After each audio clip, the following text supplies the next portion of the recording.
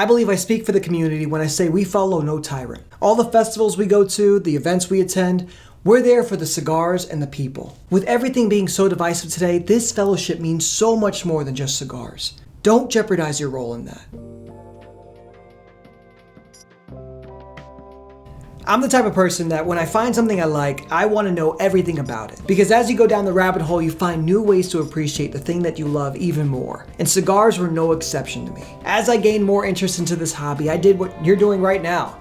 I watched YouTube videos and found a number of reviewers talking about almost every cigar under the sun. Anytime I purchased a new one, I wanted to hear their thoughts on it. But I always felt like there was something more to the story. No disrespect to these creators, but something was missing. And oddly enough, the community at that time seemed to mirror the cigars themselves. You would see the same legacy brands going around on Thompson, Cigar Bids, you name it, that you would find at local shops, which left very little room to explore. Unless you had a friend who lived out of the country or someone hooked you up on Cigar Dojo. And during this, I found that my interest had peaked at this point because the access to new product and information had peaked with it. I wasn't going to pick up a $20 stick from the same company that made one for $8 because you didn't tell me anything new about it. And being far removed from the people who could left cigars being a simple pastime for me. And as if someone had answered my prayers, I started seeing a real shift in the industry within the last few years. Finally, people who were passionate about cigars and eager to share their stories started taking matters in their own hands. You could say the foundation was always there, but I'd argue we've been about 10 years behind the curve when it came to technology.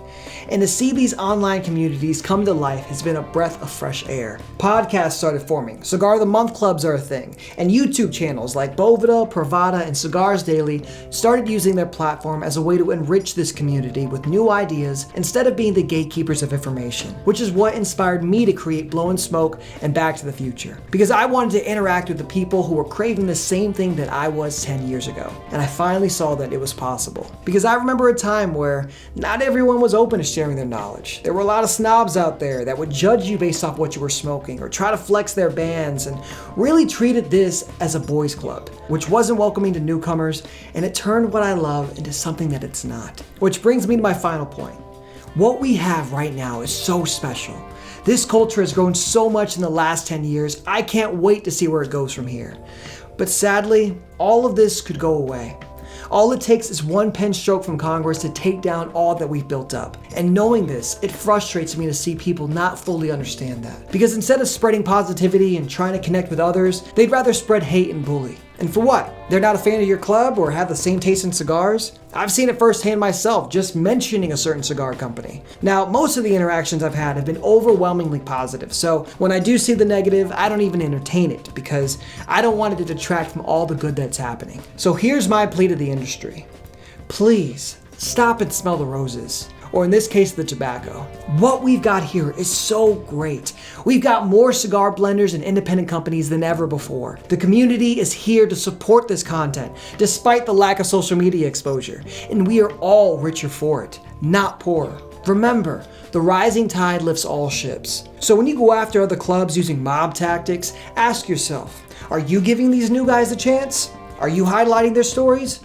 If not, then stay out of the way. Don't mock other companies or alienate their fan base. You're not adding anyone to your team like that. And in order to persevere, it's going to take all of us coming together to celebrate this culture we love. United we stand, divided we fall.